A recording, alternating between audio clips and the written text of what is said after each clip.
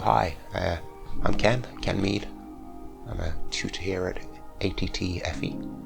I teach meditation, Tai Chi, martial arts, filmmaking, breathing exercises. So today we're going to do some hand exercises, and then we're going to go into some breathing exercises. We're going to do some acupressure points and just loosen up the hands, and it's a meditation. We're going to bring some moving meditation. We're going to try and bring ourselves into this moment.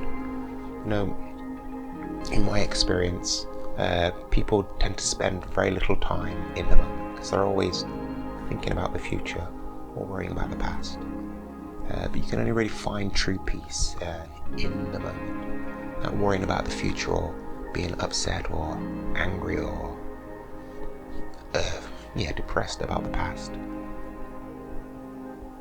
Those emotions, they all feed a very little part of the mind, that Freud called the id. In Buddhism, Taoism, Confucianism, they call it the little I. The little I. The id, Freud said, is the part of the mind that develops when we are a very little child. A little baby. It's the little part of the mind that screams and screams and screams until it gets fed or gets comfort or warmth or gets itself changed. It's a very little part of the mind. And we develop that very, very early in our development.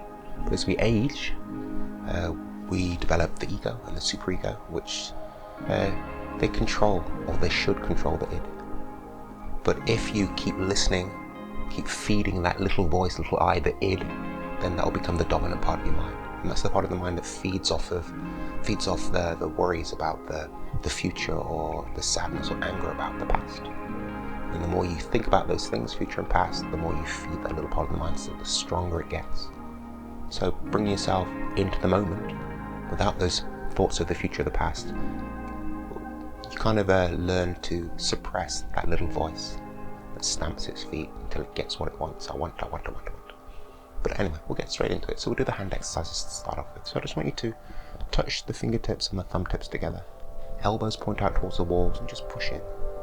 Sink your chest, round your back. So you're sitting nice and upright on the edge of the chair if you can. And just pushing in. So you're stretching all the hands out here. Stretching the hands out.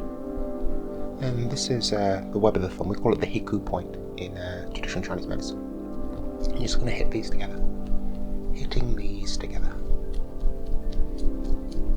This Hiku point, tiger's jaw, is an acupressure point associated with the muscles around your heart.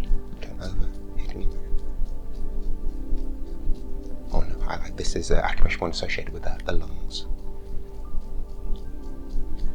Okay, and then I want you to take your hand, grab your thumb, and just twist it and pull. Twist it and pull. Go through with the thumbs, then go for all the fingers. You can do one hand at a time. Just twisting and pulling. Do be careful if you do have joint problems here. Twisting and pulling. And really concentrate on what you're doing. If you are doing this in a group, you might be tempted to have a bit of a laugh, a joke with your friends around you. But again, that's just distracting you from the moment. And again, you're feeding that little part of the mind, the I, the id, that shouts really, really loudly. And we're trying to gain control over that little part of the mind rather than being controlled by that little part of the mind. Okay, so I want you to take this. Is called the eye of the phoenix knuckle, the index finger knuckle. I just want you to take it into the center of the hand. This is called the Lao Gong point in the center of the hand, which translates as the palace of toil. This is the acupressure point associated with the muscles around your heart. So stimulating it. The very center of the hand. To the other hand, so the eye of the phoenix, center of the hand.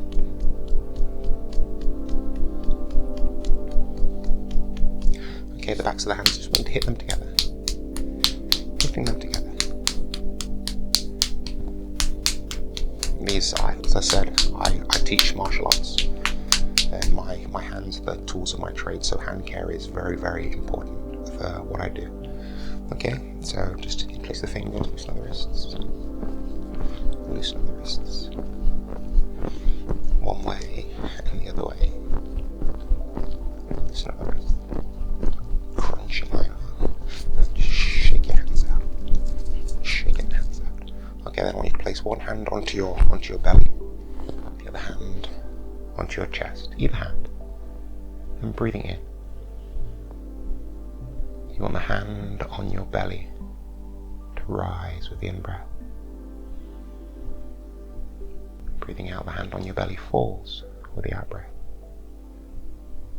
Breathing in, you don't want a major rising and falling of the hand on your chest. You might get a ever so slight rise and fall of the hand on the chest. Make sure it's not really pronounced, and definitely make sure that your shoulders are not moving with the rhythm of the breath. Really feel like you're breathing into an area that's about 3 finger widths underneath your belly button and in the center of your body. Imagine you have a ball there about the same size as a golf ball, and as you breathe into it, it grows about the size of your fist.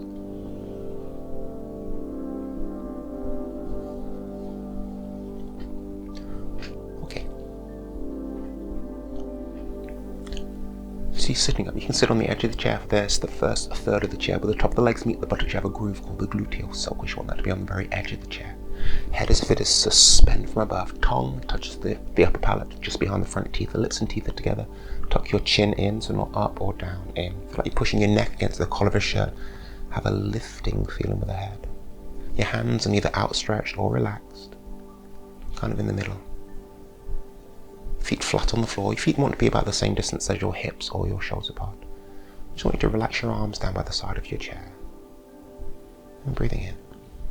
Want to raise your hands up as high up. And breathing out, bring them down the side of your face, like you're stroking a big long beard here. Breathing in, raise the hands up, palms face up. Breathing out, bring them down by the side of your face, like you're stroking a big long beard. This is called the immortal strokes his beard. Breathing in. And breathing out. Okay. Mid-change, breathing in, raise the hands up in front of you, palms facing up. Bring the hands in towards you, breathing out, push them away from you. Palms facing away from you, breathing out. Just drop them down.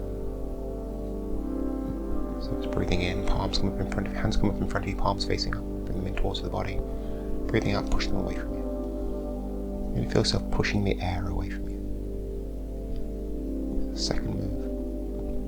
And breathing in, just up and down.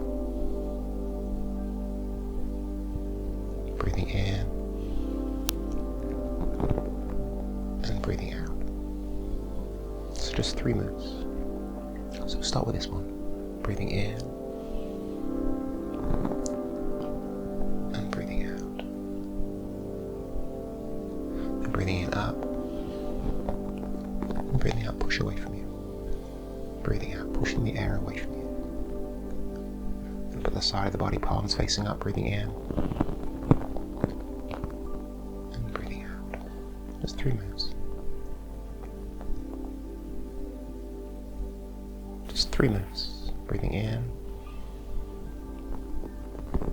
and breathing out.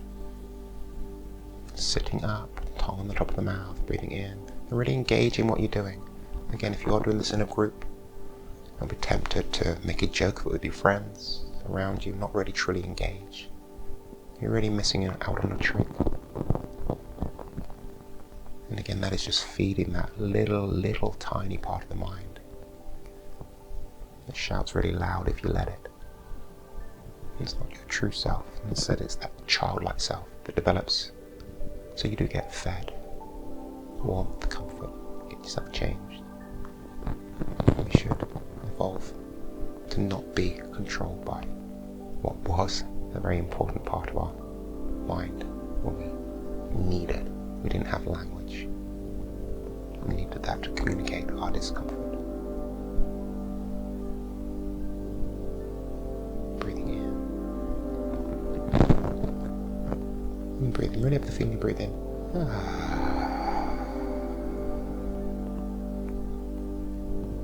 Don't let your mind wander away. Stay focused in this moment. Mind and body. Breathing in. And breathe in.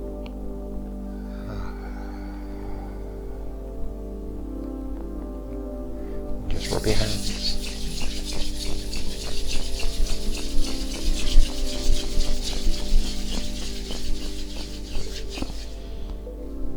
Just breathe.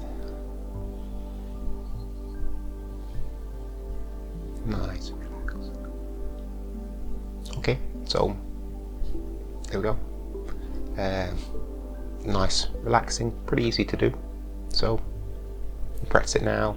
Come back and watch this film if you want to learn it. It's a nice technique in your toolbox for helping to learn how not to be a slave in servitude to that little part of the mind. Let your true self be the dominant part of you. Okay, so I'll see you in the next film.